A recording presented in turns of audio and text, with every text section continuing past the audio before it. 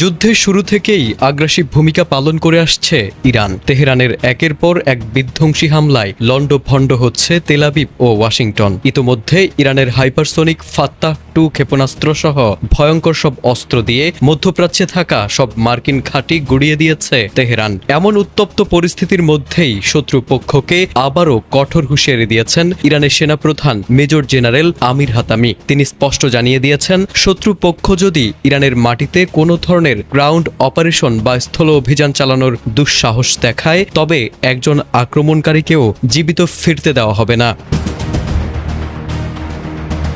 বৃহস্পতিবার ইরানের সকল কমান্ড ও কন্ট্রোল সেন্টারের সামরিক কর্মকর্তাদের উদ্দেশ্যে দেওয়া এক অনলাইন ভাষণে জেনারেল হাতামি এই নো কোয়ার্টার বা কাউকে রেহাই না দেওয়ার নীতি ঘোষণা করেন। তিনি স্থল, নৌ এবং বিমান বাহিনীর কমান্ডারদের নির্দেশ দিয়েছেন যেন তারা শত্রুর প্রতিটি পদক্ষেপ প্রতি মুহূর্তে বিশ্লেষণ করে। হাতামি শক্তভাবে বলেন, ইরানি সেনাবাহিনী রক্ষণাত্মক এবং আক্রমণাত্মক উভয় ক্ষেত্রেই পূর্ণ প্রস্তুত। তাদের একমাত্র লক্ষ্য দেশ থেকে যুদ্ধের কালো মেঘ সরিয়ে নাগরিকদের নিরাপত্তা নিশ্চিত করা। মার্কিন প্রেসিডেন্ট ডোনাল্ড ট্রাম্পের সাম্প্রতিক বক্তব্যের কড়া সমালোচনা করেন হাতামি। তিনি বলেন, যেখানে ট্রাম্প যুদ্ধ পরবর্তী ইরানকে নতুনভাবে সাজানোর ইঙ্গিত দিয়েছেন।